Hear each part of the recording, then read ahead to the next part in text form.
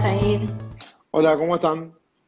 ¿Qué tal? Buenas noches, ¿cómo Bien, estás? bien, muy bien, muy bien. Acá eh, saliendo de una clase justo, así que por eso fue justo el cambio, porque terminó la clase y tenía las 12 A acá full. a comenzar el diálogo con ustedes, así que perfecto. Bueno, muchas gracias por sumarte. No, por favor. Eh, ¿Me escuchan bien? sí, sí, sí, sí. No sé si la gente nos quiere hacer una manito, a ver si se está saliendo todo bien. Bien. Parece que sí, ¿eh? Se escucha, parece, así que... Genial. Bueno, aprovecho entonces para presentar a nuestro invitado de hoy. Él es Said Chaya, él es docente, investigador y director del Núcleo de Estudios de Medio Oriente en la Universidad Austral y también es miembro de la comisión directiva de la Asociación Cultural, de la Unión Cultural Argentino-Libanesa por la Ciudad de Buenos Aires.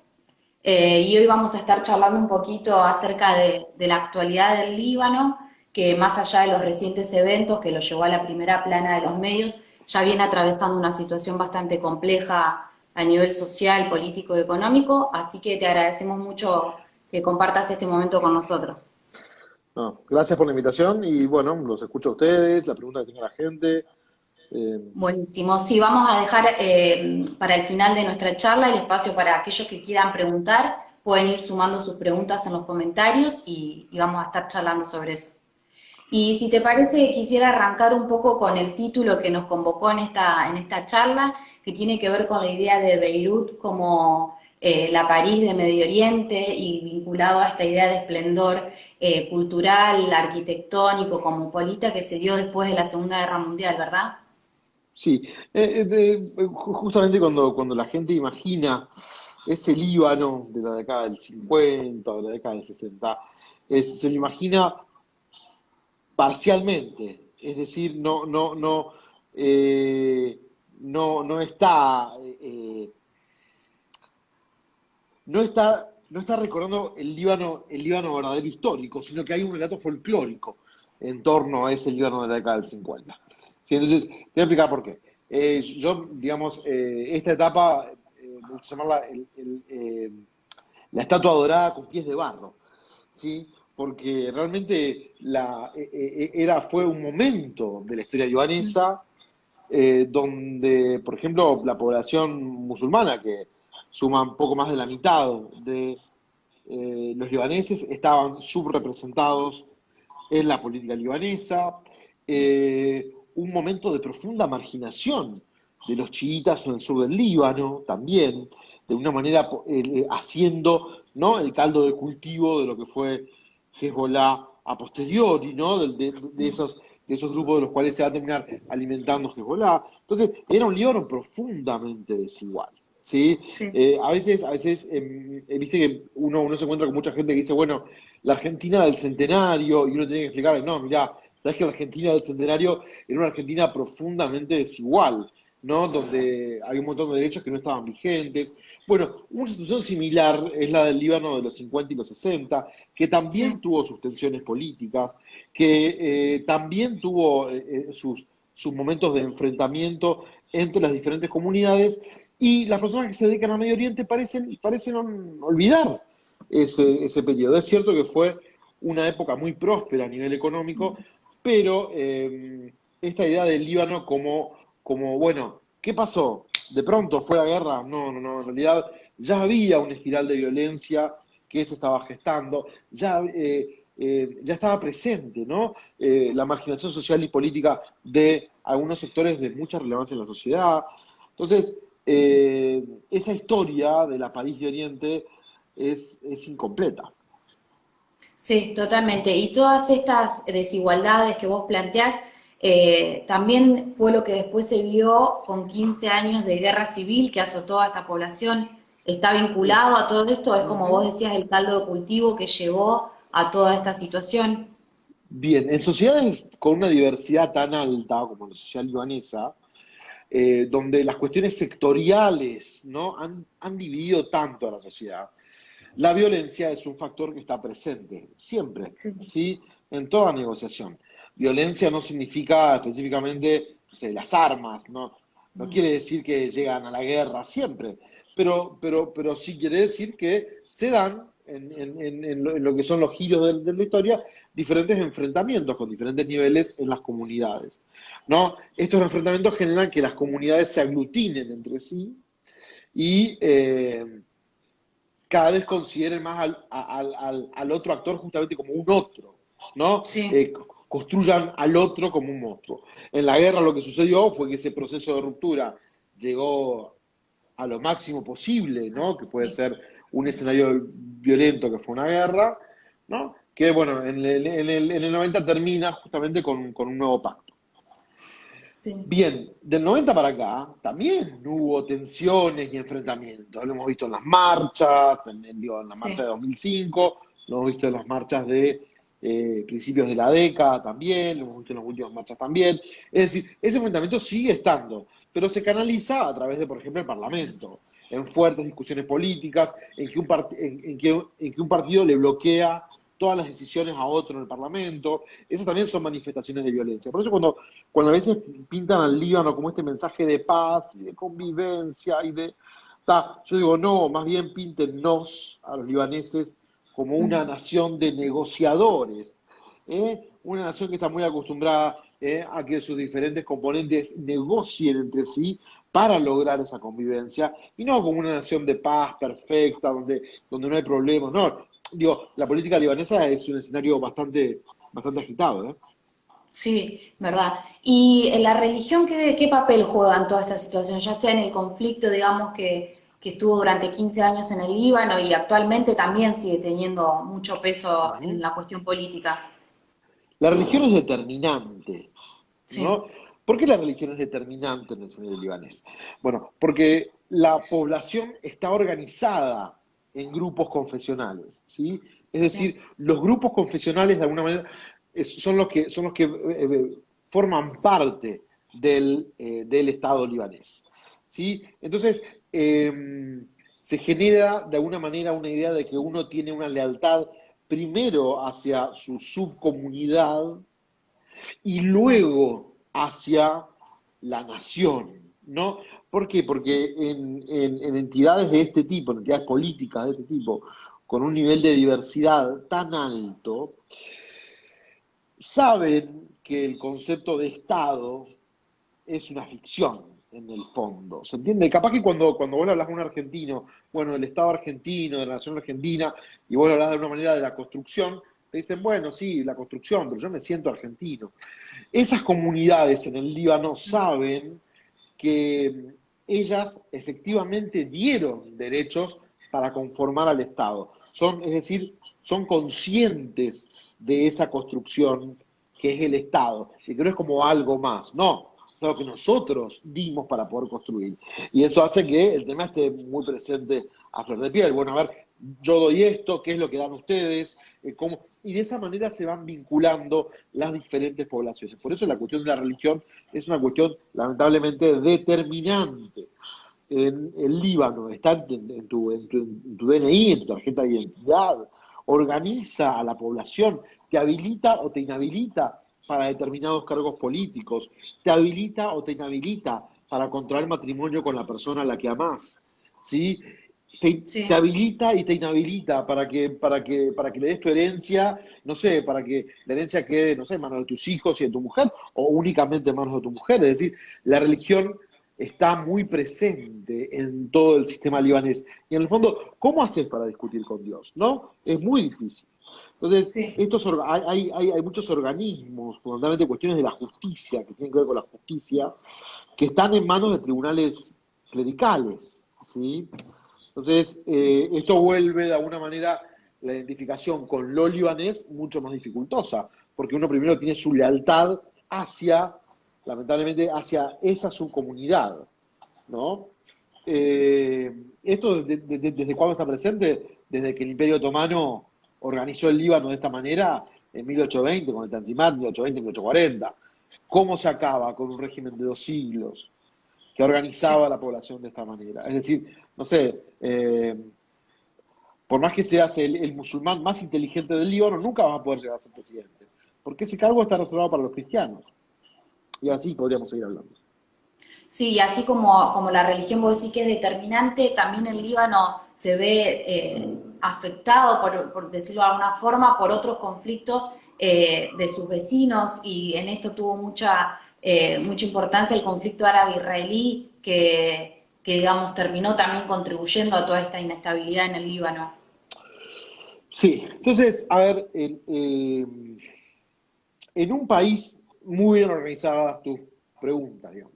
En un país fuertemente sectorizado, ¿sí? Sí, En un país fuertemente sectorizado, se vuelve fácil para las potencias extranjeras intervenir en la política libanesa, porque claro, al haber tantos resquemores comunitarios entre uno y otro grupo, ¿no? sí, Al haber tanto miedo de la otredad entre los diferentes grupos, esto hace que sean mucho más vulnerables a la ayuda extranjera, ¿no? Los chiitas a Irán, los sunitas a Arabia Saudita, los cristianos a los países de Europa Occidental, y así podríamos ir nombrando.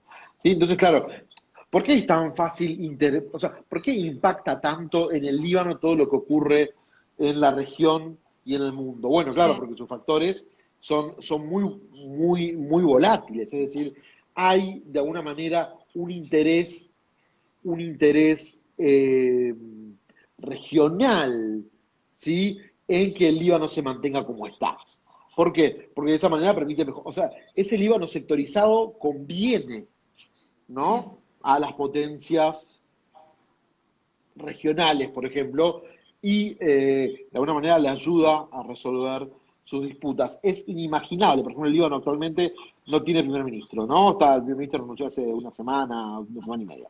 Es impensable que vaya a haber un próximo primer ministro en el Líbano sin un acuerdo entre Riad y Teherán. Es decir, Riad y Teherán van a mover sus hilos para reflejar el acuerdo al que lleguen en el Líbano. Eso no quiere decir que el Líbano esté absorbido por su sistema regional. Mejor usemos el término de Brown, que habla de penetración. Es decir, hay una convivencia entre la voluntad de los actores locales y la voluntad de los actores regionales y también globales. ¿Sí? Es decir, de alguna manera se mezclan las voluntades. No es que, digamos, no imaginemos que Teherán da la orden y Hezbollah hace, o que Riad da la orden y que los Hariri y Bani hacen lo que dice Riad. Imaginemos más bien un diálogo de actores más poderosos y otros menos poderosos. Imaginemos un diálogo y una convivencia entre los actores a nivel local y entre los actores a nivel regional. Esta realidad se vive también en otros países del Medio Oriente, ¿sí? Porque la región entera es una región muy volátil a lo que sucede en el mundo, justamente por su riqueza diversa, ¿no? Sí, y con relación a esto que vos planteás, ¿cómo fue, digamos, la posición del Líbano con respecto a estas potencias regionales que vos mencionás, Arabia Saudita, Irán, con respecto a a la primavera árabe o lo que vos llamás revoluciones árabes? Porque el término primavera árabe fue como muy impuesto desde la academia digamos, también con respecto a todos estos conflictos étnicos, culturales que se dan en la región. Sí. Entonces, ¿cuál es la posición, digamos, el Líbano tuvo un momento, ¿sí? De alguna manera, fue el comienzo de algo, hubo protestas en el Líbano en torno a las revueltas árabes, pero no tuvieron la convocatoria quizá que tuvieron otras protestas después, ¿sí? Algunos dicen que el Líbano llegó temprano a las revueltas árabes porque en realidad hubo una manifestación muy fuerte en contra de Siria en el año 2005 que implicó la Sí, me acuerdo. salida de Siria del Líbano. Siria básicamente probablemente tenía más de 40.000 soldados en el Líbano. No hay una cifra exacta que nos permite saber con claridad cuántos había. A uno dice, bueno, el Líbano llega temprano a la primavera, entre comillas, a la primavera árabe, no llega temprano, en el 2005 se va a adelantar, ¿no? Otros van a decir, no, el Líbano llega tarde, ¿no? Porque también hay una serie de revueltas en el año 2014, ¿no? Que justamente de alguna manera reflejan esas tensiones, la gente sale a la calle, protesta en contra del gobierno, manifiesta su su descontento, etcétera, ¿no? Tanto Irán como Arabia Saudita son fuerzas que tienden al statu quo en el Líbano. Sí, ¿Sí? Es decir, están de acuerdo con el mantenimiento de este sistema sectorizado, de subcomunidades, de poder dividido en subcomunidades, claro, porque de alguna manera obtienen ganancias de esa división. Las protestas del tipo de la primavera árabe, primavera árabe, en otras provincias, donde aparecen sí, demandas transversales, operan en contra de ese sistema sectario. Por lo tanto, ni los partidos políticos tradicionales, ni las potencias estatucuistas pueden estar de acuerdo con ese tipo de movimientos por el impacto que podrían llegar a generar el sistema político. En las protestas de ahora pasa lo mismo. ¿Por qué sí. el gobierno se muestra en contra? ¿Por qué es tan difícil cambiar el gobierno del Líbano? Bueno, claro, porque no hay a nivel regional ni a nivel partidario en el Líbano una vocación de que estas cosas cambien, digamos. O sea, prefieren que el Líbano se mantenga como está, ¿no? Mientras que vemos que las demandas de la calle en el Líbano, vemos que las demandas de la calle están pidiendo una reforma del sistema y están apareciendo con demandas justamente transversales, que se vayan todos, queremos la reforma del sistema, salud pública para todos, digo, no son demandas sectoriales. Totalmente. Y vos hablás, creo que leí en una nota tuya de esto de la política como dinastía, que es algo que marca mucho a la política en el Sí, Líbano. sí, uno de los grandes problemas que tiene el Líbano, o sea, el Líbano tiene, no sé, uno puede identificar diferentes problemas en su sistema político. Uno de los puntos es el nepotismo, que realmente es, Sí. pero ¿cómo? O sea, rosa, una comedia, digamos, por no decir una tragedia. Yo, por ejemplo, puse el ejemplo de esta persona que sonó su nombre al otro día, después de que renunció el primer ministro, sonó el nombre de un miembro de la Corte Nacional de Justicia, Sí. que es uno de los jueces de la Corte Nacional de Justicia, es libanés, digamos, ¿sí? Sonó su nombre como presunto primer ministro, como posible primer ministro del Líbano, para encabezar un gobierno de unidad. Yo comenté ahí brevemente el perfil del nombre que estaba sonando. Claro, nieto de diputados, hijo de diputados, primo de dos primeros ministros, ¿no? Sobrino del fundador y presidente de la aerolínea de bandera del Líbano, casado con la embajadora del Líbano en la UNESCO. Podría seguir con los sobrinos, pero bueno, ok, Sí. no. Y estamos hablando de un perfil progresista, ¿eh? No, o sea, no estoy diciendo que el tipo era corrupto, ni que va a ser un muy mal primer ministro, ni que no quiero que asuma. No, estoy dando un perfil de, bueno, mira, estos son los candidatos que llegan, digamos. Saad Hariri, el ex primer ministro Saad Hariri, bueno, hijo de un primer ministro, sobrino de una diputada, primo del operador político más importante del país. Y así, digamos, no sé, por ejemplo, el actual diputado, uno de los diputados del Partido Socialista. Hoy es el presidente del Partido Socialista. Antes su padre fue presidente del Partido Socialista y antes su abuelo fue el presidente del Partido Socialista. Y digamos, esto que podemos hacer, lo podemos hacer con las diferentes dinastías que están ocupando el poder en el Líbano. En definitiva, es un país sin recambio. Mira, no tengo el cálculo hecho con el Parlamento elegido en el año 2018, realmente no lo sé, pero para que Sí. tengas una idea, el Parlamento en las elecciones anteriores, el Parlamento del año 2009, no hace 50 años atrás, ahora hace una década atrás, un tercio de los diputados eran parientes entre sí. Un tercio de los diputados eran parientes entre sí, ¿no? Bueno, muy llamativo. No, bueno, esa cuestión del nepotismo está presente, son siempre, entonces, los que tienen Sí. wasta, o sea, vos, claro, entonces, para poder acceder a la política, o para poder acceder, digamos, a un puesto político, o tener un cargo en la administración pública, necesitas alguien Así. que te promueva a ese cargo. De otra manera, no es posible que llegues, ¿no? No es factible que logres ese lugar de preponderancia. No, y bueno, y así va sucediendo con las diferentes, no, o sea, no sé, así va sucediendo con, mira, por ejemplo, las mujeres que fueron candidatas Sí. en la última elección del año 2018. Eh, Creo que más del 70% de las mujeres candidatas en las elecciones del 2018 tuvieron que postularse por otros partidos. O sea, tuvieron que armar partidos políticos nuevos para las elecciones de 2018 para poder postularse. ¿Por qué? Porque las escasas mujeres que había en las listas de los partidos tradicionales era la esposa del presidente del partido, la Sí. prima, la hermana del presidente del otro partido, la mujer del tesorero del partido. O sea, bien, impresionante, ¿no? Cómo, de alguna manera, este principio del nepotismo está súper presente en la política libanesa. Y a esto es a lo que se oponen los jóvenes, porque leía que mucho, digamos, de los sectores que conforman estas protestas tiene que ver con la juventud, entre 15 y 20 y tantos años, digamos, que quieren una reforma a fondo de todo lo que es el sistema político del Líbano. Sí, sí, claro. O sea, la calle está demandando reforma y transversalidad. Y los partidos políticos sostienen statu quo y, Sí, digamos, demanda sectorial.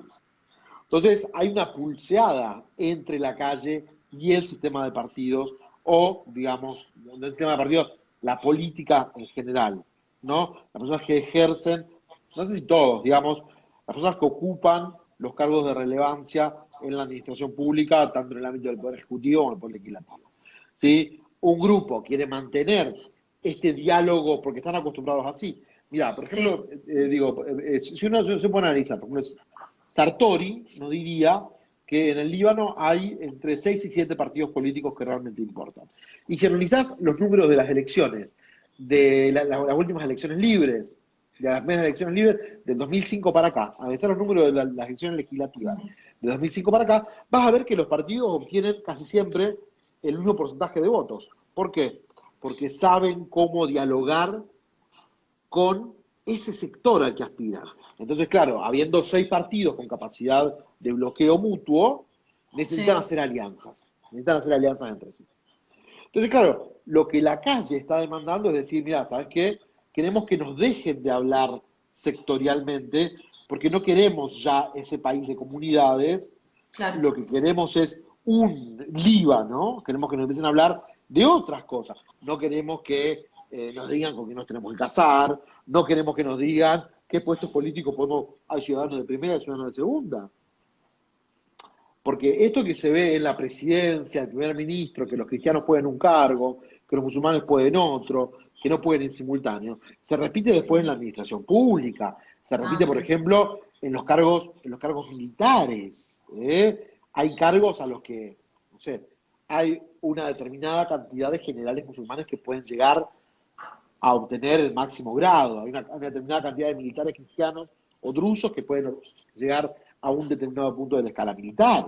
Eso es también, digamos, como... O sea, esto que uno vea a nivel macro en los grandes puestos del Estado se repite después en cada una de las áreas de la administración pública. Entonces, claro, Y está esta, todo sectorizado. sí, y esta protesta, digamos, se vio como más propulsada, digamos, por los eventos que sucedieron ahora con las explosiones, digamos, esto se vio vigorizado, esta situación de hastío, digamos, y de aumentar el nivel de protestas. ¿Qué panorama vos vislumbrás con respecto a eso, de que se Sí, puede claro. llegar a No, esa reforma o todavía no es el momento? yo creo que podemos hablar de una triple crisis, o por una doble crisis. Una crisis política, un problema de representación política grave que lleva por lo menos una década, Sí, ¿no? Eh, una situación económica que se ha agravado por lo menos 2018, 2019, 2020, digamos.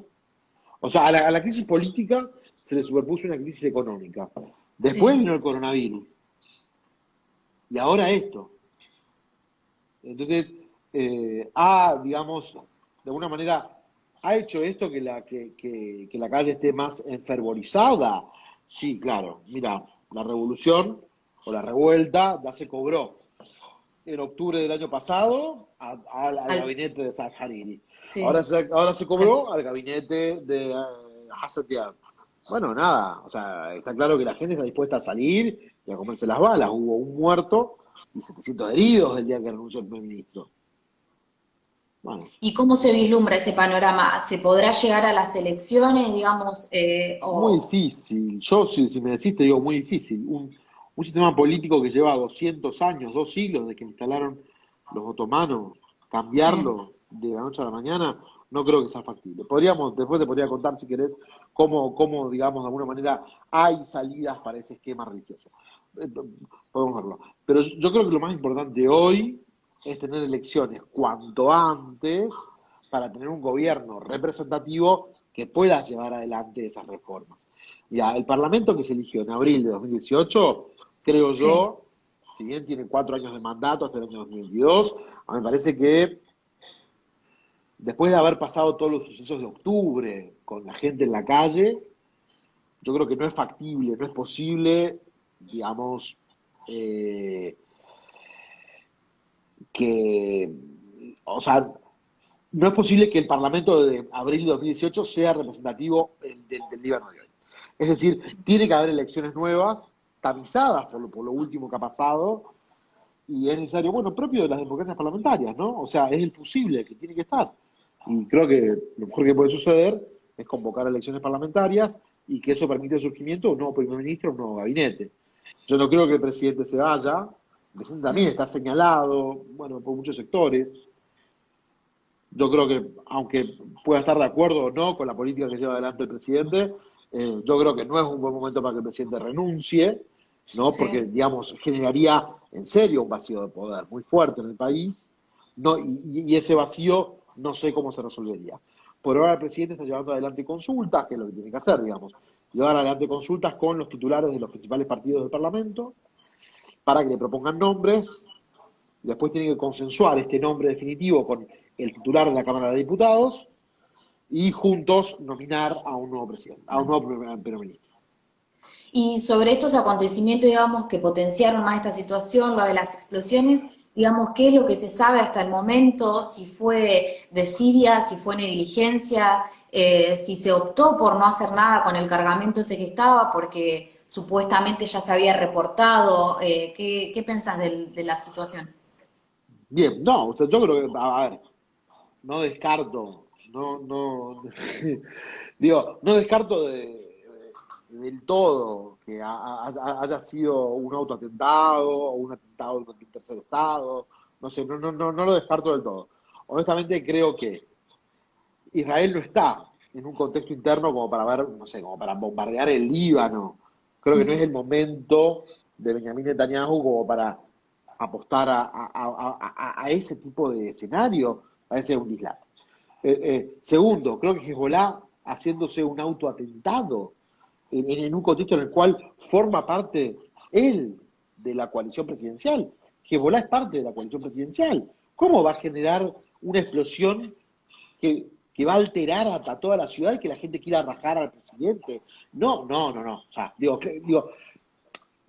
no tiene lógica, no lo descarto del todo, porque el mismo gobierno libanés no lo ha descartado del todo, no lo descartó del todo, pero por ahora lo que parece ser es una negligencia de un barco de capitales rusos que sí. estaba, y de bandera moldava, que estaba haciendo una ruta que iba del Mar Negro, un lugar del Mar Negro, no recuerdo cuál era, hasta Mozambique, hasta Mm. la ciudad de Beira, ¿no? Bueno, bien, se frenó en el Líbano por un problema técnico, ahí descubrieron que el capitán del barco tenía una causa con Interpol, una cosa así, fue detenido y el barco quedó ahí desde el 2013, Sí. ¿no? Hubo diferentes renuncias, ¿no? Perdón, denuncias, ¿no? Por ejemplo, no sé, Gendarmería dijo, che, este cargamento no puede estar ahí.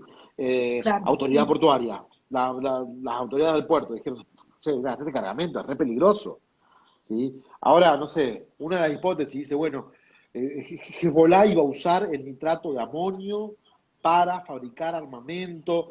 Bueno, sí, o sea, la otra mitad de la biblioteca dice, mirá, el nitrato de amonio sirve para como fertilizante. Uno puede encontrar, digamos, la lógica, las explicaciones que uno quiera. pero aparentemente fue un hecho de negligencia grave, gravísimo, Sí. gravísimo. Pero por ahora parece únicamente eso, un hecho de negligencia. Y vos mencionabas acá en este relato a Hezbolá, y justamente ayer salió la noticia de este fallo del Tribunal Especial para el Líbano con respecto a los atentados de 2005 que se cobró la vida de un ex primer ministro. Digamos, ¿qué papel juega Hezbolá en la sociedad libanesa y cómo se tomó este veredicto? Mira, Hezbollah es el partido más importante que tiene el Líbano. ¿Por qué? Porque tiene un partido armado, digamos. Es un partido político con el poder de las armas. Es un partido que tiene de alguna manera poder de veto, tiene vocación hegemónica dentro del sistema de partidos del libanés. Esto es, digamos, una realidad claudicante. ¿Sí?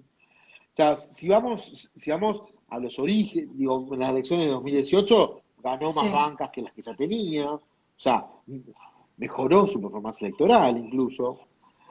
Eh, Creo que ahora está en un momento muy difícil. Yo creo que ahora está en un momento muy difícil, porque entiende que la calle, incluso los chiitas, están pidiendo una reforma del sistema y ellos están parados en el lugar de gobierno, digamos. Ellos forman parte de la coalición presidencial. Y lo que están diciendo es, mira, acá hay una manipulación internacional, están manipulando a los libaneses para que se pongan en contra del gobierno, están atentando contra la unidad del Líbano, etcétera. Claro, demostrando de alguna manera su disconformidad con las manifestaciones que están teniendo lugar ahora. Eh, en este escenario yo creo que se las ve muy difícil, porque de alguna manera tiene que ir en contra de la voluntad popular. Y yo creo que en este momento muchos chivitas están, de alguna manera, engrosando esas filas de la protesta popular. ¿Sí? Porque el malestar en el Líbano es muy grande, ¿no? Entonces, vamos a ver cómo lo resuelve, o cómo se resuelve esta tensión entre las manifestaciones y el poder político estatucuista. En este momento Hezbollah, una organización revolucionaria per se, ¿no? Está del lado del oficialismo. Bueno, dejemos las cosas como están, no nos alteremos, desagotemos la calle, que de alguna manera es un rol que no le queda bien, ¿no? Que era mejor como oposición que como oficialismo ahora, ¿no? Pronunció No con sé si de alguna respecto manera a o algo más, sí. si se pronunció al respecto de este fallo en el que se decía, digamos, que no había prueba contundente contra Hezbolá o Siria de haber estado detrás, digamos, del atentado. Claro, a mí me pasó, por ejemplo, hablar con libaneses en estos días que están muy enojados por el resultado Mm. del tribunal. Bueno, están enojados porque en el fondo, digamos, eran personas que presentían que Hezbollah iba a ser culpado. Bueno, no, mira, querían un tribunal internacional, hubo un tribunal internacional, el tribunal internacional le dictó falta de mérito, o sea, eran 5 los acusados, uno falleció en la guerra en Siria, quedaron 4, Sí, no había manera de probar que los 4 que quedaron eran todos de Hezbollah, ¿no? No había manera de probar que de esos 4, 3 eh, estuviesen al tanto, es decir, sí se comprobó que conocían que estaban siguiendo a el primer ministro, ¿sí? Estaban de alguna manera interfiriendo las líneas del primer ministro, pero no que planificaron o estaban ejecutando un magnicidio, ¿no? O sí. sea, no falta información suficiente para poder decir que esos 3 que fueron exculpados sabían lo que se estaba gestando. ¿Sí? El otro parece que no, porque es el que manejaba todas las redes de información en ese momento, por lo tanto seguramente estaba al tanto de qué es lo que se iba a hacer.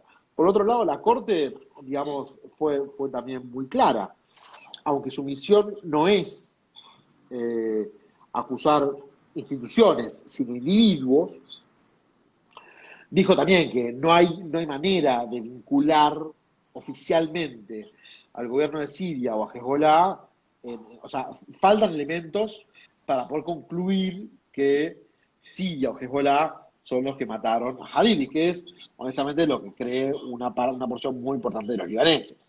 Sí, pero bueno, Sí. evidentemente no hay herramientas para poder. ¿Cuál fue la postura de Hezbollah en todo esto? digamos, fue muy clara. La postura de Hezbollah fue decir, bueno, realmente no vamos a, no sabemos qué está pasando en La Haya, para nosotros el tribunal como si no existiera, Ah, eh, no nos interesa qué va a pasar mañana, si sale alguno culpable no lo vamos a entregar, ¿no? Entonces, bien, esa fue la postura que tomó Hezbollah desde mucho antes. ¿Cómo influye esto en el cotidiano de la política libanesa? Te diría muy poco.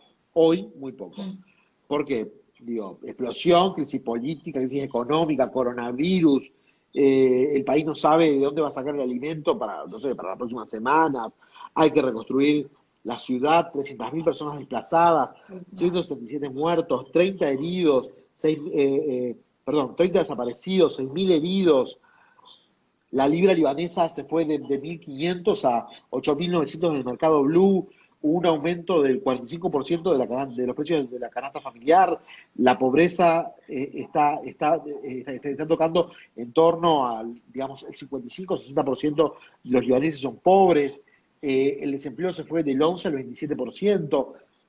Evidentemente el país es un... No, yo no creo que este sea el momento sí, para, digamos, el impacto ha generado bronca, es cierto, ha generado bronca a un sector de la población, porque sí. pensaron que iban a decir que Hezbollah, Siria, todos culpables. Bueno, uno solo, y Pero bueno, es lo que claramente pudo hay probar la problemas Corte. más. Sí, sí, hay problemas más urgentes. Y con respecto a esto que vos mencionabas, que además antes de la explosión ya el nivel de desempleo, de pobreza era sumamente alto, ¿qué papel juega Francia y este fondo que tenían congelado a la espera de ciertas reformas y cierto ajuste? Y ahora con la visita de Macron, luego de las explosiones, digamos, ¿eso Sí. cómo continúa? Yo de Florencia, si vos te acordás, que en el año 2017 el primer Sí, ministro del Líbano renunció, técnicamente fue secuestrado o se fue a Arabia Saudita, nunca se supo bien qué pasó, volvió al Líbano, levantó la renuncia, fue un escenario muy raro, no sé si te acordás de ese episodio. Bueno, pocos saben, digamos, lo que sucedió a fines de ese año fue básicamente el retiro del dinero que la sí. Casa Real Saudita tenía en el Líbano. Esto iba a generar un impacto muy grande en el sistema bancario y financiero libanés. Frente a eso, en marzo o abril de 2018, Francia convoca a una conferencia internacional de donantes, llamada CEDRE, público-privada, una conferencia público-privada, llamada CEDRE, en el cual le dice, bueno, va a haber una determinada cantidad, era un monto sideral de euros que esta conferencia iba a destinar a, al Líbano. Año electoral 2018. ¿Te pensás que hicieron algún recorte? No hicieron ningún recorte. La dirigencia libanesa no hizo ningún recorte, ¿no? En la política. Bien, entonces, frente a esto, 2019, marzo, abril de 2019, Francia le dice, che, y el de los recortes, mira, ¿sabes qué? Si no hay recorte, no va a haber más guita. No sé si le suena el escenario, no sé si le suena bastante familiar, ¿no? No hay plan de ajuste, no hay plata, ¿no? Sí. Bueno, Hariri salió a pedir, ¿no? Le vamos a pedir a la clase media del Líbano un último esfuerzo, ¿no? Bien, le suena bueno, cayó misión del Fondo Monetario Internacional, se aprobó un paquete de ajuste brutal, suba del impuesto a las ganancias, creación de impuestos a las jubilaciones, recorte de las vacaciones en el Estado, establecimiento de sueldos máximos en todos los niveles de administración pública, congelamiento de las contrataciones, suspensión de toda la obra pública, y podría Sí, seguir, digamos, de todas las medidas que se realizaron. La eliminación abrupta de todos los subsidios al consumo eléctrico, que llevaban, no sé, 30 años casi de subsidio al consumo eléctrico. Se volaron todos los subsidios al consumo eléctrico de una. Escenario muy difícil. Y la gente sale a la calle. La gente sale a la calle y los dólares se van, porque no estaba regulado el mercado cambiario. Entonces se fueron los dólares y la gente sale a la calle, ¿no? Bueno, y ahora aparece Francia de vuelta, diciendo, sí, bueno, nosotros sabemos que los libaneses no pagan, los libaneses no cumplen con sus promesas, pero le vamos a prestar plata igual. ¿Esto cuándo fue? Esto fue una semana antes de la explosión. estuvo el canciller francés en Beirut y dijo esto que yo acabo de decir. Sí. ¿Eh? Sí, la verdad que los libaneses no devuelven la plata. Pero bueno, vamos a estar igual. ¿Por qué dice esto Francia? Porque una semana antes de eso, televisión casi cadena nacional, Hassan Nasrallah, titular de Hezbollah, dijo, hay que mirar hacia el este. Occidente no nos puede dar soluciones económicas, el país está en bancarrota, hay que mirar hacia el este. En referencia a, ¿qué país está el este? China, ¿no? En referencia a China. Y ahí apareció, eso lo dijo un sábado, y el martes o miércoles, reunión de gabinete, apareció el ministro de Industria, que es de Hezbollah, cercano a Hezbollah, y dijo, miren, les voy a mostrar toda la cartera de inversiones que tiene planificado el gobierno de la República Popular China en el Líbano. Menos de una semana después, el canciller francés llega a Beirut a decir, bueno, los libaneses no pagan, pero le vamos a prestar igual. Después explotó Beirut Sí. y vino Macron. Vino Macron a decir, nosotros nos ocupamos, financiamos nosotros. Desde Beijing dijeron, al puerto lo reconstruimos nosotros, no tenemos ningún problema. Entonces, bueno, nada, ahí también para que veamos cómo se engancha de alguna manera el Sí. Líbano en este esquema de tensión existente entre Occidente y China. Entre- Totalmente, siempre en juego, digamos, ahí los dos, los dos polos. Y con respecto a esta situación económica, y te hago la última y abro el juego para la gente que nos está escuchando, si Dale, quiere hacer dale. preguntas, tenemos algunas que nos mandaron a la cuenta. ¿Cómo es la situación, digamos, de los refugiados? Porque el Líbano siempre tuvo una política muy benévola y de acogida de los refugiados, que ya de por sí pasaban una situación compleja y con todo esto es mucho más potenciado, digamos. La situación de los refugiados es pésima. O sea, ¿cómo es la situación? Pésima, digamos. O sea, el Líbano, o sea, antes hacía lo que podía para mantener, con alguna ayuda de la ONU, Sí, digamos que era menos de $1 diario por refugiado, para poder mantener de alguna manera a los refugiados que viven en el país, fundamentalmente también casi por capas, ¿no? Primero los palestinos, después vinieron los iraquíes, sí. y los últimos de la tercera oleada son los sirios. Digamos. La situación es pésima en la que están viviendo.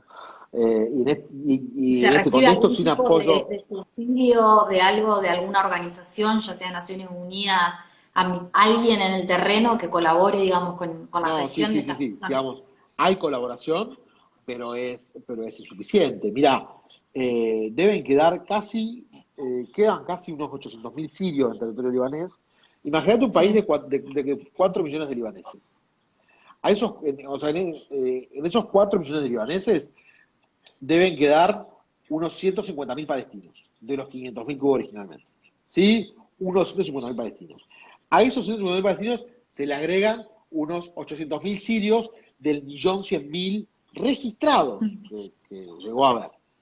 ¿Sí? Entonces digo, los números son números importantes, ¿no? Y muchos están asentados en espacios donde el gobierno libanés no puede intervenir. Sabes que el ejército libanés no puede meterse en los campamentos de Naciones Unidas, etcétera, Claro, ¿no? Entonces, un poco están a la buena de Dios. O sea, ¿hay apoyo internacional? Sí, hay apoyo internacional. ¿Es suficiente? No, pero claro, antes el Líbano colaboraba con este apoyo internacional de su bolsillo. Y ahora creo que no es posible. Yo creo que sin apoyo internacional la situación no se va a resolver, fundamentalmente de los refugiados, ¿no? Una pena. totalmente. Y acá, bueno, veo que habían dejado una pregunta, que un poco charlaste ya sobre esto, sobre si es posible las elecciones en este contexto actual que vive el Líbano. Mira, prefiero que haya elecciones en este contexto a que no las haya. Porque, ¿sabes qué? No va, de ninguna manera se va a poder resolver el panorama en el Líbano sin un gobierno representativo. Tiene que haber un gobierno representativo. ¿Por qué? Porque a las reformas hay que hacerlas. O sea, hay reformas políticas, pero reformas, digamos, económicas mucho más urgentes. ¿Sí? Digamos, esas reformas hay que hacerlas. De alguna manera hay que tocar todo el sistema impositivo, hay que ver cómo el país sale adelante, hay que reconstruir la ciudad de Beirut. Bueno, eso lo tiene que llevar alguien con algún nivel de representatividad. Prefiero que se hagan las elecciones como están, a que nos digan, Sí. no, ¿saben qué? Las vamos a hacer en abril de 2022, que es cuando toca. Ahí te dejaron otra pregunta que dice que si crees que hay alguna chance de oportunidad, no, no entiendo para dónde va la pregunta. Yo tampoco. Para la Argentina, no sé. No De sé si querés dejar colaboración, será nuevamente. de Y colaboración. bueno, si querés, mientras esperamos por las preguntas que puedan surgir, esto que vos dejaste en el tintero, de cuáles pensás que son las posibles salidas que mencionaste hoy. Bueno, entonces, ¿es posible abandonar del todo el sistema confesional en el Líbano? Bueno, no. Sí, O sea, honestamente no. Un esquema que lleva 200 años no lo podemos eliminar de un plumazo. Entonces, ¿qué es lo que podemos hacer? Bueno, podemos aplicar la gradualidad. Uno de los proyectos vigentes del año 90 para acá, no es que me lo inventé yo o que ahora está de moda. No, no, llevan 30 años trabajando en este proyecto. Es el establecimiento de un senado de 15 miembros, ¿no? Que se reúna en caso de urgencia nacional, donde haya un representante por cada uno de los credos, sí. ¿sí? Los credos estén representados de manera igualitaria a todos y punto. Y que tanto el gabinete como la Cámara de Diputados, legislativo unicameral, se manejen de manera no sectaria. Es decir, la gente vota al que quiere, no es que hay 64 diputados cristianos y 64 diputados musulmanes. No, la gente va y vota al candidato que le gusta y listo. Si podría intervenir de alguna manera para colaborar y beneficiarse de ese contexto. Bueno, a ver, Pregunto. dos cosas, sí, pregunta Agustina. Pregunta Agustín. Sí. Entonces, sí, nada, dos cosas me parecen. Yo creo que en el contexto inmediato, el Líbano, Argentina está analizando enviar los cascos blancos, ¿no? En este contexto inmediato de la explosión de Beirut, la reconstrucción del Líbano, y creo que esa es una gran oportunidad para afianzar y aproximar y acercar lazos entre Argentina y el Líbano. Si anotás a largo plazo, te digo, el Líbano y Argentina tienen lazos muy fuertes a nivel cultural, no así a nivel económico, digamos, no hay una gran relevancia de la mercadería argentina en el Líbano, no. O sea, un espacio en el que se puede profundizar un montón. Y sin duda, dentro de los países árabes, eh, creo que es un espacio creo que es un país donde los argentinos se podrían sentir más cómodos, digamos, porque de alguna manera es un país que comparte muchas de nuestras costumbres, en el vestir, en la vida nocturna, en la vida cultural. eh, Bien. Y ahí Paula pregunta si le conviene al Líbano la continuidad de Trump o la llegada de Biden en miras a las elecciones. No, sí, sí, yo creo que si Biden va a encarar una agenda como la de Obama, una agenda como la del último Obama, como la del Obama del acuerdo nuclear, digamos, conviene, se Biden, que elijan los norteamericanos, ¿no? Pero creo que conviene la presidencia de Biden, sí, mucho más, frente a un escenario casi clásico de confrontación al que nos ha retrotraído Trump, ¿no? Bueno, Obama, digo, también fue culpable del escenario por supuesto, no lo niego, ¿no?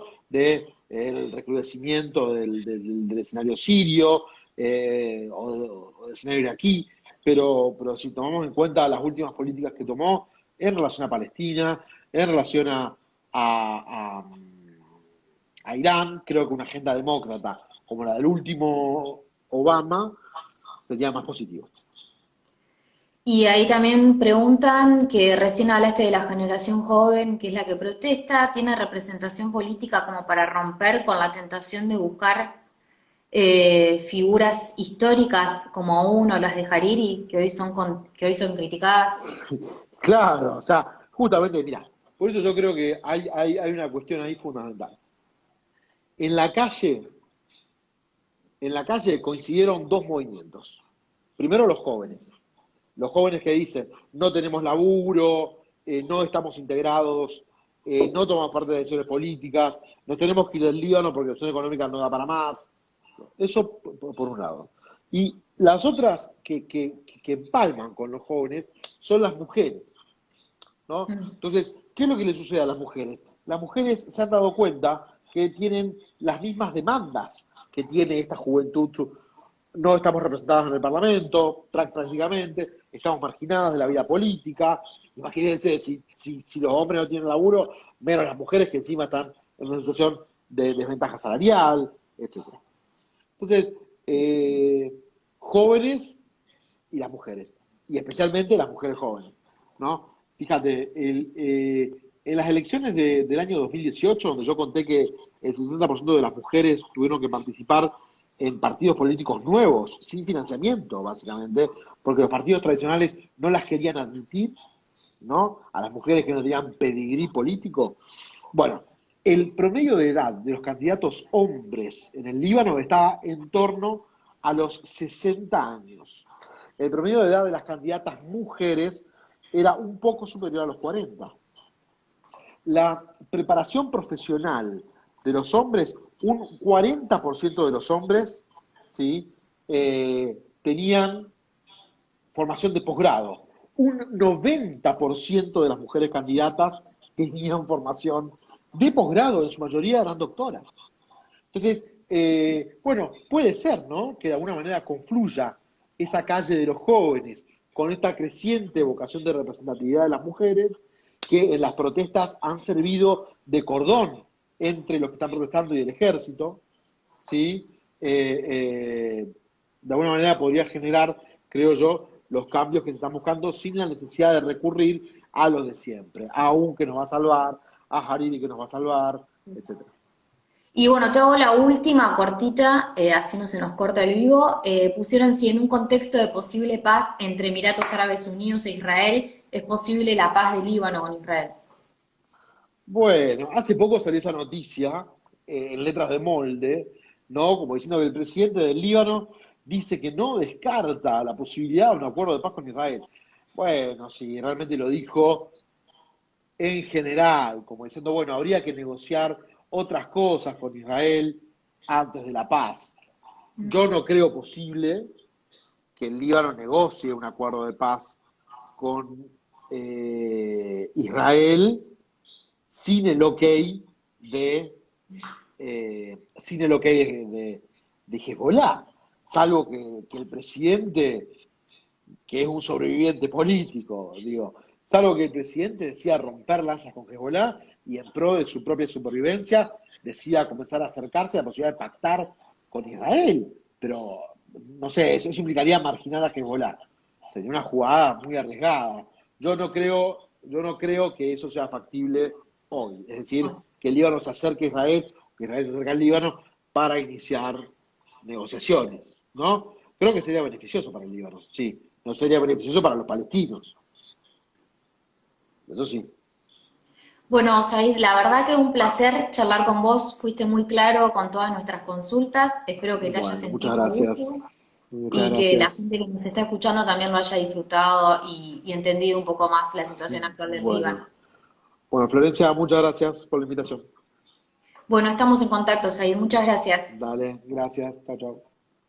Bueno, así finalizamos este encuentro que tuvimos sobre Beirut como la París del Medio Oriente hasta la crisis actual. Espero que lo hayan disfrutado y nos vemos la próxima. Adiós.